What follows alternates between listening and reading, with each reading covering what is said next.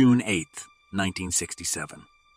34 American sailors, Marines, National Security Agency people, and CIA personnel were blown to bits by one of 5 torpedoes targeted by the Israeli torpedo gunboat. The crew of the USS Liberty is the most decorated crew since World War II. It is among the most decorated crews for a single engagement in the entire history of the United States Navy. Yet the attack has never received a full investigation. The USS Liberty was a virtually unarmed American spy ship that was attacked the afternoon of June 8, 1967. Israeli reconnaissance aircraft closely studied the Liberty for over 8 hours prior to the attack. A 5x7 American flag was shot away by the attacking aircraft.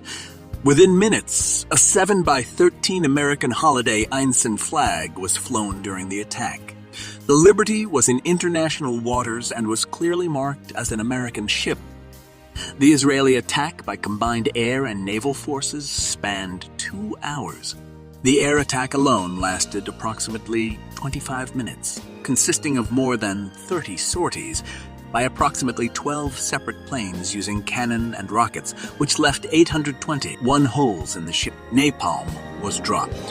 Following the air attack, 3 Israeli motor torpedo boats torpedoed the ship, causing a 40 by 40 foot wide hole in her hull, and machine gunning firefighters and stretchers, bearers attempting to save their ship and crew. More than 5,000 machine gun bullet holes were later counted on the Liberty's hull. After the attack was thought to have ended, 3 life rafts were lowered into the water to rescue the most seriously wounded. The Israeli torpedo boats returned and machine-gunned these life rafts at close range. They sunk 2 life rafts and took one aboard their boat as a trophy of the kill. All 5 air traffic distress signals were jammed throughout the attack. Although American carrier-based air support was only 40 minutes away, help did not reach the Liberty for 17 hours. Navy fighters were launched from the USS America, plus the USS Saratoga while the Liberty was under attack. However, they were quickly recalled by the White House.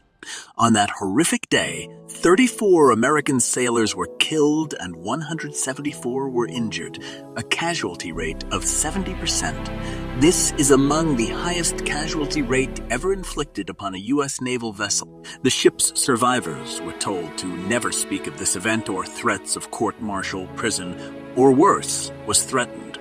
The Liberty was sent to Malta for repairs over 1,000 miles in hopes it would sink on the way there, therefore no evidence of the attack. This film should shock decent Americans. Above all, men and women who've served in America's armed forces. It will shock particularly as it was an attack not by terrorists implacably opposed to the United States, as is the case of the USS Cole. When the plane struck, it was without provocation and certainly unexpected.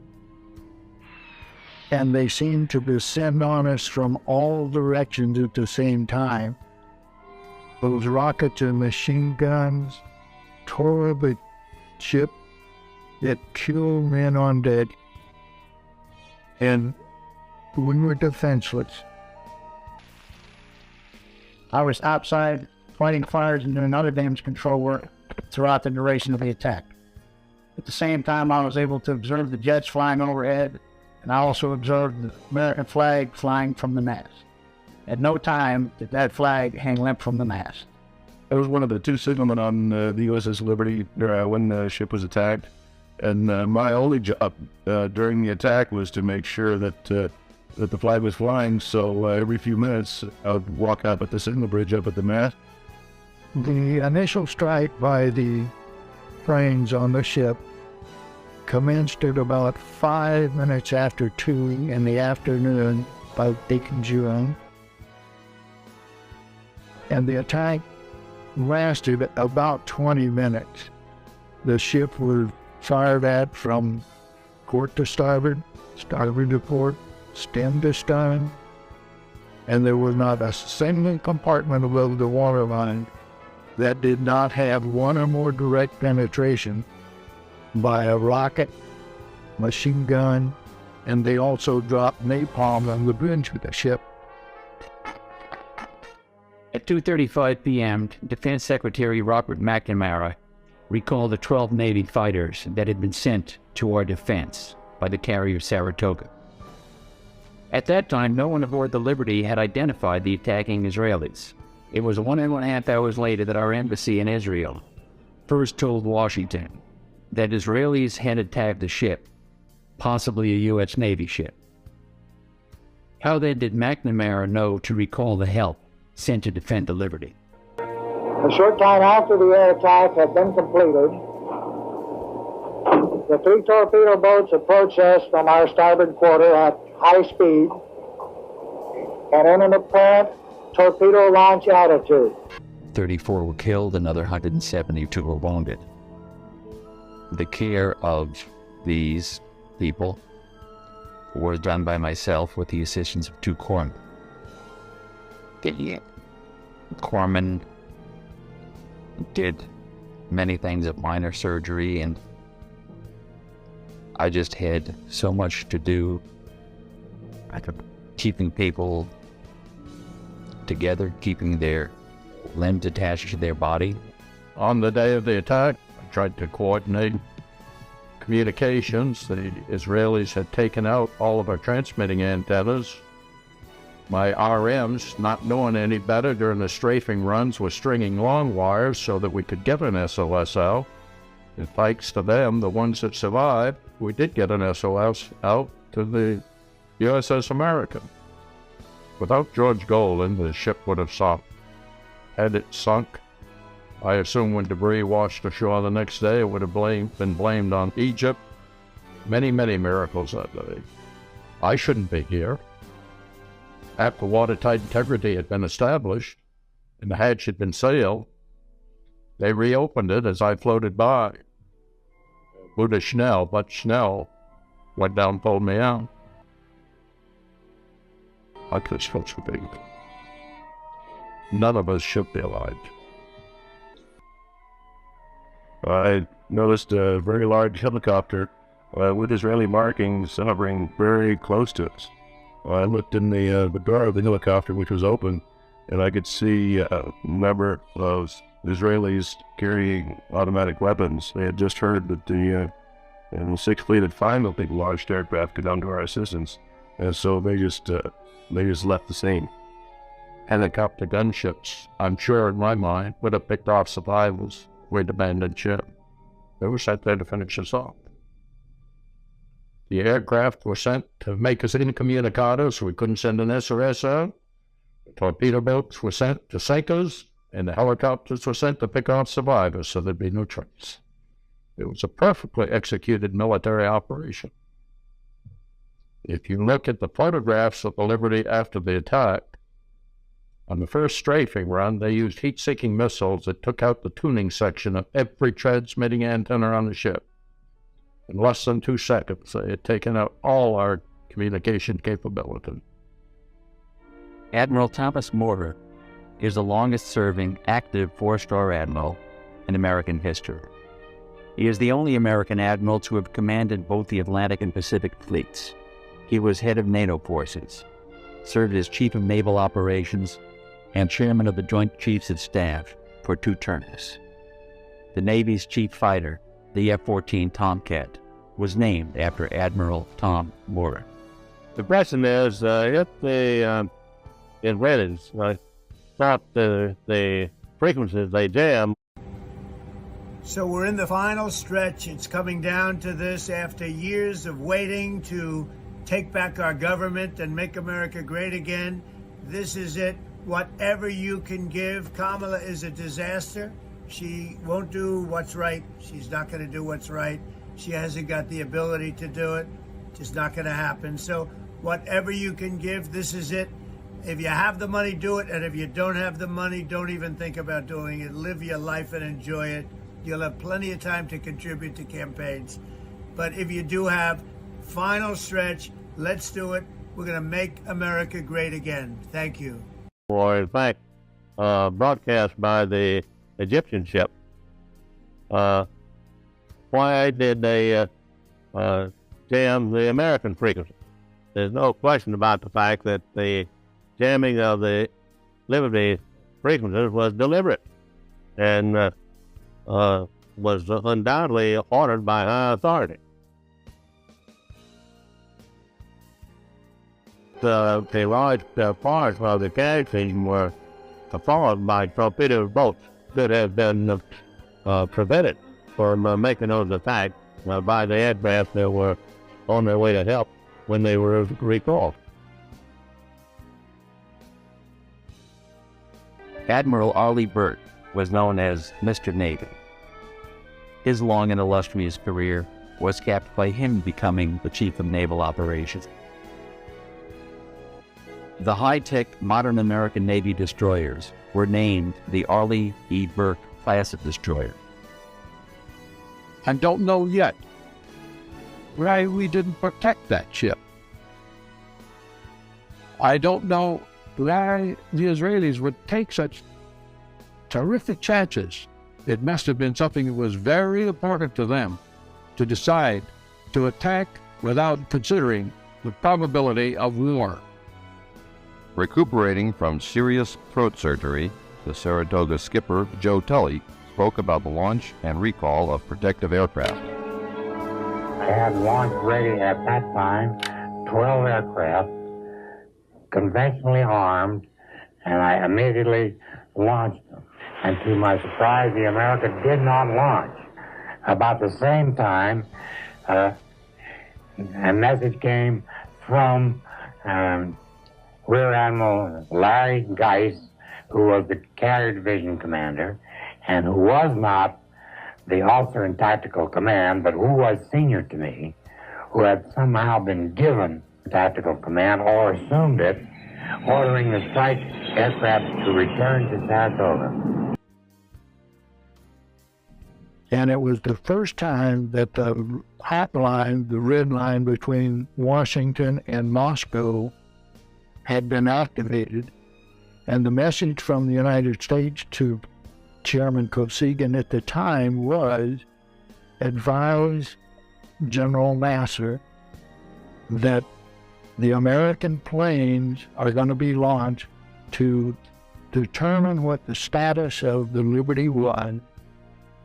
I have spent a large part of my life flying over the oceans and identifying ships. And this ship was perhaps the easiest ship to identify that was listed in the United States Navy. Equipped with antenna from bow to stern, pointing in every direction.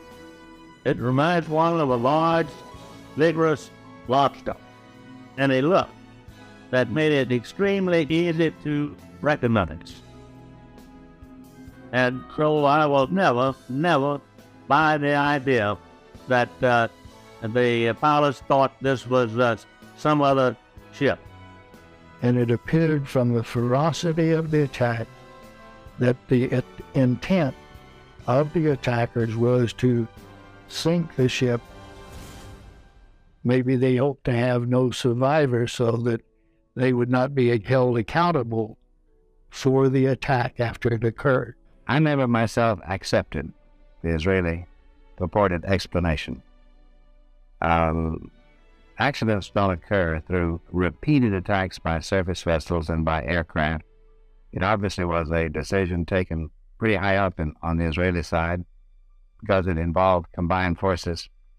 The ship was flying an American flag. Even if it had been unidentified from an Israeli point of view, it was a reckless thing for them to do. Suppose it had been a Soviet ship. That could have produced very large problems indeed. George Ball, the brilliant and courageous Undersecretary of State at the time of the '67 war, wrote about the attack of the Liberty subsequently. He said, "The ultimate lesson of the Liberty attack was that it had far more effect on policy in Israel than in America. Israel's leaders concluded that nothing they might do would offend the Americans to the point of reprisal. If America's leaders did not have the courage to punish Israel for the blatant murder of American citizens, it seemed clear that their American friends would let them get away with almost anything."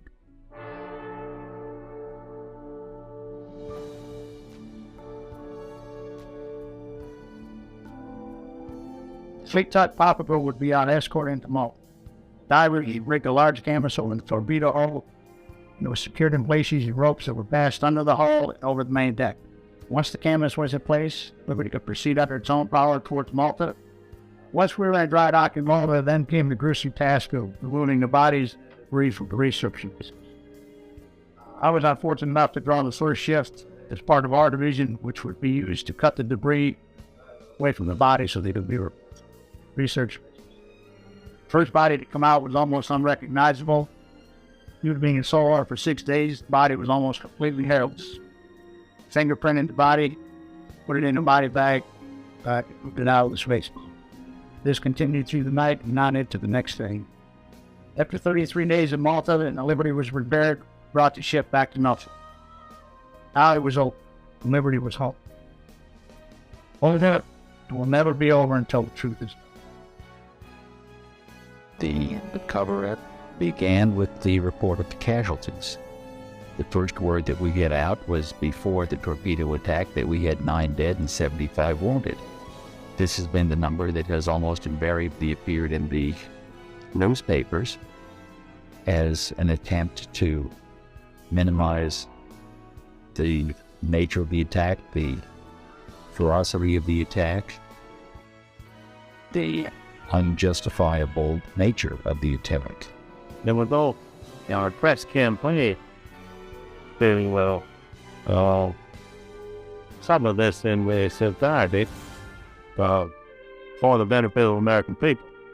As a matter of fact, that in many cases the press supported the Israeli campaign. Future Judge Advocate General of the Navy, Rear Admiral Merlin Starring, was given less than 24 hours to review the 600-page Court of Inquiry report. In the course of my career as a Navy lawyer, I have been called upon to review, take actions upon hundreds of investigations of various degrees of importance and volume. This is the only instance in which a record of such an investigation has been withdrawn from me after I had been asked to review it and had not been given an opportunity to complete my advice to the convening authority. As you know, it's a voluminous document. One of the things that I initially had difficulty with, and still do, is the fact that the very first statement of fact that the court arrived at and presented was this: available evidence combines to indicate the attack on Liberty on 8 June was in fact the case of mistaken identity. That is the sort of thing in this record that I found great difficulty in supporting from the evidence that was included. I'm convinced that it was withdrawn from me in this instance because of my statement to Captain Boston that I was having serious problems with the evidence that was available to support the statements of fact. In the subsequent cover-up, the Israelis maintained that they thought the Liberty was the small Egyptian freighter, the Al-Qusair. Amazon hates this, but there's nothing they can do to stop it. There's a new electric lighter out there, and it's got the firepower of a military-grade flamethrower. It's already been banned from Home Depot, Amazon, and Walmart for being too powerful. But the company behind it, they're not playing ball with the big retailers, and they've sold over 3 million units in just the past 30 days. That's right, they're cutting out the middleman and slashing the price. This lighter called Fireblaze is unlike anything you've ever seen. It's been featured in all major newspapers like NBC News, Fox News, and even CNN. That's because it doesn't use butane or gas. Instead, it runs off Tesla coil technology, producing an 1800-degree plasma flame, powerful enough to burn through metal in seconds. And get this, it's fully electric, wind-proof, waterproof, and can start a fire anywhere, no matter the conditions. Fireblaze was originally designed for military use because the Army needed a lighter that would work in extreme weather, rain, snow, freezing cold, you name it. But after years of classified use on the battlefield, the patent recently expired, and now civilians can get their hands on it. And here's the wild part. Some people are saying it could be banned again soon. Why? Because the U.S. Product Safety Committee thinks it's just too powerful for everyday folks to own. So while it's still on the market, people are scrambling to grab one before any restrictions kick in. This thing is built with military-grade materials, so it's going to last you a lifetime. Perfect for camping, hiking, hunting, or even just lighting the grill in your backyard. No more struggling with weak lighters that die on you when the wind picks up or the rain starts pouring. It's eco-friendly too. No toxic gases, no harmful chemicals. And you can recharge it with a simple USB cable. One charge lasts for up to 300 uses, and it's ready to go again in less than 2 hours. Here's the deal. Fireblaze refuses to be sold through any of the big retailers. By cutting out those middlemen, they're able to offer this game-changing lighter at half price. That's right, 50% off if you order today. But you've got to move fast. Last time they sold out in under 4 hours. So why risk paying full price tomorrow when you can get it at 50% off today? Check it out ASAP. Click the button in this video to grab yours at half price.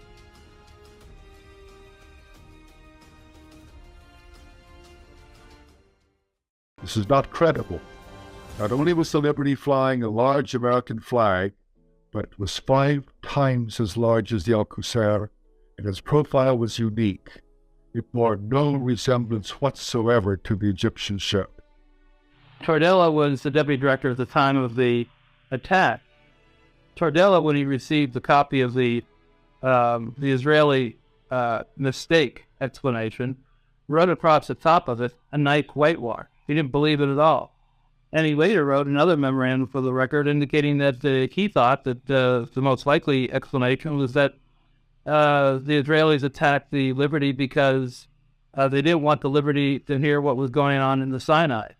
And this is the highest professional at NSA. In addition, the director of NSA at the time, Marshall Carter, told me that he thought it was deliberate. In addition to that, he was very offended in another memorandum he wrote that it appeared that the Johnson administration wanted to cover up the whole thing. They actually wanted to sink the ship so that Israel wouldn't be embarrassed. In late 1991, Dwight Porter, who was ambassador to Lebanon during the 1967 war, told columnists Evans and Novak that immediately after the attack on the Liberty, the CIA station chief handed him intercepted messages between the Israeli war room and their planes. The pilots were given orders to attack the ship, and they replied immediately that it was an American ship. Israeli headquarters responded, "You have your orders, attack the ship." The pilots tried once again, "But it's an American ship. We can see its flag." Headquarters insisted, "You have your orders, attack it." And attack it they did, and the consequences are well known. So one of the things I found out was that that had never been discovered before was the fact that at the time the Liberty was attacked, the NSA also had an eavesdropping plane flying high above the scene of the action. It was an EC-121, and during the entire course of the war, the U.S. Had eavesdropping planes going over the area, collecting signals, eavesdropping on what was going on below. And this plane was flying right over the scene of the attack. And I talked to 2 of the crew members of the plane, and both of them agreed that what they heard were comments from both the pilots and the torpedo boat personnel mentioning the U.S. flag. Now that flies in the face of what the Israeli explanation says. The Israeli explanation says nobody on either the plane or the ship ever saw a U.S. flag. Evans and Novak got further confirmation of the Israeli attack from an American-born Israeli major, Seth Mitz, who was in the Israeli war room at the time of the attack. He told the reporters, quote, "Everyone felt that it was an American ship and that it was the Liberty. No comments about the markings, about the flag. Everybody in the room was convinced it was an American ship," unquote. Mintz told Evans and Novak that the Israelis were guilty of an outrage. True, but the American suppression of the truth was an equal outrage. Well, at the time, the Liberty was off the coast of the Sinai, off the coast of where El Arish was on the Sinai Peninsula. According to Israeli military historians who wrote reports of it at the time, and other eyewitnesses, the Israeli military was killing prisoners, Egyptian prisoners, committing war crimes, desperate acts of war crimes in order to, so they wouldn't have to transport the prisoners because they had no place to put the prisoners. They decided to take the most expedient method and just kill them. If the planes dispatched by the Saratoga had continued to the rescue, Israelis would have been driven off. But Washington took the Israelis at their word. They said they had recognized their error and they apologized. And the attack had already stopped, they said, but they were lying. The attack continued for another hour and 20 minutes, during which 25 more American sailors died and 110 more were wounded. All would have been spared if the American planes sent to help them recalled by Washington. The point was, the attack did take place. There were a lot of reasons that the Israelis would have wanted to hide things from the U.S., and that's why there's a need for investigation. I mean, you're not going to take the word of somebody who was the principal person who caused it. That'd be like taking the word of a defendant in a shooting. The Navy Board of Inquiry would not admit testimony about the jamming, the recall of the unmarked planes, the shooting of life rafts, and other material that we tried to present. They asked questions. We were allowed to answer those questions. Period. Never before has the U.S. Navy ignored eyewitness testimony of American military to accept on faith the story told by their attackers. I have never accepted the Israeli explanation, and so far as I am concerned, the affair of the USS Liberty remains a scar on the relations between Israel and the United States. Things like this don't happen. Things are caused to happen. There must be some reason why more is not known. There must be some reason why we didn't react more deliberately, more directly, more positively, as we have reacted many times in our history before and since. In case of the Liberty, this is the first time, to my knowledge, where a United States warship has been attacked without warning and no action whatever was taken to investigate this situation on the part of the Congress. I have urged this over and over again, and I still think that the attack on the Liberty warrants a full-fledged investigation by the Congress of the United States.